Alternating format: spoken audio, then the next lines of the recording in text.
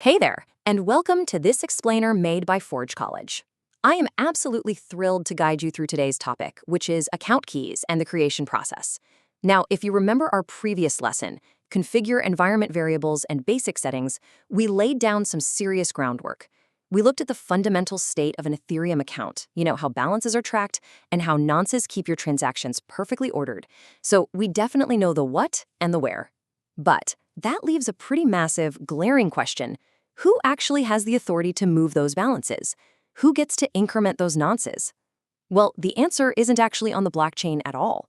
Today, we're focusing entirely on the off-chain, cryptographic reality of account control. Okay, really quickly, here is our architectural blueprint for today. First, we'll look at the safety deposit box. Second, the generation pipeline. Third, practical account creation. And finally, storing your treasure map.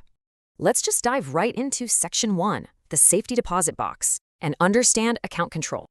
To really grasp how public and private keys work together, we need a solid mental model. So let's treat an Ethereum account exactly like a locked safety deposit box. Imagine it sitting inside this massive, highly visible glass bank vault. That vault represents the blockchain. Everyone can look in and see the boxes, right? But just seeing a box is very different from actually being able to open it. The blockchain is absolutely phenomenal at recording facts. It knows exactly how much ether is sitting in your account. It knows your exact nonce. But the chain itself cannot initiate a transaction. The actual power to change a balance or interact with a smart contract, that is an entirely off-chain cryptographic matter until the very second a transaction is submitted. The chain just enforces the rules. You hold the power. And that brings us to the private key. This is the single, highly secret, mathematical, physical key that turns the lock on your box. You can think of the private key as the ultimate sheriff of this lawless frontier. Possession of this key grants you exclusive, absolute control to create a valid cryptographic signature. It's pretty simple. If you hold the private key, the network assumes you are the rightful owner. Lose it, you lose exclusive control forever. It really is that black and white. This beautifully illustrates the critical difference between the two halves of a key pair. The private key, like we just said, is the physical key that opens the box. But the public key, that's just the lock's specification. It's essentially a mathematical mold that lets the network, our metaphorical bank tellers, verify that your physical key is genuine. And the best part is, they can verify it without you ever having to hand over the actual physical key itself. It's an incredibly elegant system. To finish up our metaphor here, the address is simply the public label stamped on the outside of the box. It's the label you hand out to friends when you want them to send you funds. The balance? That's the gold inside the box.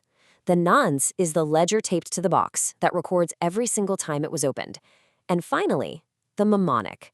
That's your backup treasure map, hidden away somewhere safe, which can perfectly recreate your physical key if you ever happen to lose it.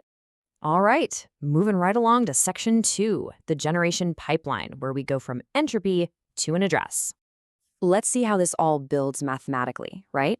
How does an account actually come into existence? Well, we're going to watch a single piece of chaotic, random data grow up, go to cryptographic school, and graduate as a fully functioning Ethereum address. Think of this process like a highly efficient, entirely deterministic factory. And by deterministic, I mean if you put the exact same ingredients in at the start, you will absolutely get the exact same product at the end, every single time. It starts with raw entropy, which generates a human-readable mnemonic. That mnemonic produces your private key. The private key mathematically generates the public key. And then finally, that public key is condensed down into an address. Let's pause on step 1 for a second. Entropy. You need an absolute minimum of 128 bits of high-quality, wildly unpredictable entropy. Usually, this is generated by a hardware random number generator or your operating system. Now, why does this matter so much? Because using weak entropy, like a predictable pattern or a poor randomizer, is literally exactly like using password 123 to guard a billion-dollar bank vault. If an attacker can guess your starting entropy, well, they can generate your entire wallet. Behind the scenes in our little factory, there is some pretty complex math at work. From a 12 to 24 word BIP39 mnemonic, we derive a private key, which is just a massive 32-byte integer. Then, using an elliptic curve algorithm, specifically SEC P256K1, we derive a 64-byte public key. But here's the catch. Ethereum doesn't actually use the full public key as the identifier. Instead, it takes that public key, hashes it using keychalk 256, and then literally chops off the end to leave you with a sleek 20-byte address. So the absolutely crucial point here is this. Because the pipeline only flows in one direction, leaking your address reveals exactly 0 secrets about your private key. It's a one-way cryptographic street. But because address generation is perfectly deterministic, if you leak your private key, you instantly expose not just that one address, but the ability to control it forever. Okay, Section 3, Practical Account Creation. Let's look at a concrete scenario. Let's step out of the theoretical factory for a second. Imagine you're sitting at your desk, completely offline, connected from the internet, generating an externally owned account. First up, your wallet software generates a mnemonic seed phrase. This is usually 12 or 24 random English words, acting as a human-friendly encoding of your massive, unreadable numeric seed. This phrase is your master recovery map. You write this down. And you know what's crazy? At this exact moment, your account conceptually exists, even though the Ethereum blockchain has absolutely no idea it's there yet.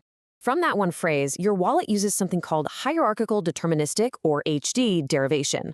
Now, this is a bit of a double-edged sword. It means that one single seed phrase can produce an infinite tree of child keys and addresses.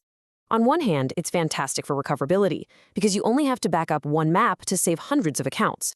On the other hand, it concentrates massive risk. If an adversary copies your one map, they don't just get one account, they get the keys to literally every single child account you will ever create from it. Which brings us naturally to Section 4, storing your treasure map and the trade-offs of backups. So here is a very serious, yet honestly kind of hilarious reality. We're shifting from the high-tech, mind-bending world of elliptic curve mathematics straight to the extremely low-tech reality of protecting your keys in the physical world. How do you actually store your 12 words? Well, you essentially have 2 options. First, you have offline cold backups. This means writing your words on paper or literally stamping them into a solid piece of titanium so your dog doesn't eat it and it survives a flood.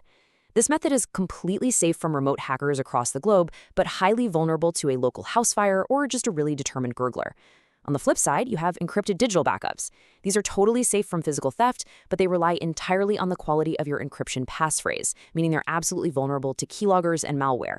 You kind of have to pick your poison, but ideally, you combine them thoughtfully. And listen, I literally cannot stress this enough. Test your recovery procedures before you depend on them. Do a test run in a controlled, offline, air-gapped environment. Send a tiny amount of funds to the address, wipe the wallet completely, and then use your metal plate to try and restore it. Validate that your mnemonic actually restores your intended address without exposing your secrets to the internet. Please, don't wait to find out your treasure map is wrong until you're already stranded on the desert island. All right, Section 5, wrapping up account keys. As we close out today's explainer, let's look at the ultimate takeaways when it comes to off-chain key custody versus on-chain enforcement. We've covered a lot of ground today, from glass safety deposit boxes to HD derivation trees. So let's synthesize the core principles. Number 1, entropy and seed custody are your primary security controls. A weak seed just breaks the whole chain. Number 2, mnemonics vastly improve recovery, but they concentrate your risk into a single point of failure. And number 3, probably the most important takeaway of all, while the Ethereum blockchain ruthlessly enforces the rules for balances and nonces, it is your off-chain key hygiene that actually decides who gets to play the game. So, we understand how Ethereum handles accounts, but here's a provocative thought to leave you with. How do these exact same address and key dynamics change when a blockchain uses a UTXO-based ledger, like Bitcoin, instead of an account-based one? Do you reuse addresses? How does that impact your privacy? Well, that is exactly what we're going to unpack in our next lesson. Until then, to dive deeper into this subject and explore a wealth of other fascinating Web3-related topics, please visit our website at Forge College. This explainer was made by Forge College, and I've been your host. Keep learning, keep those keys safe, and I will see you in the next one.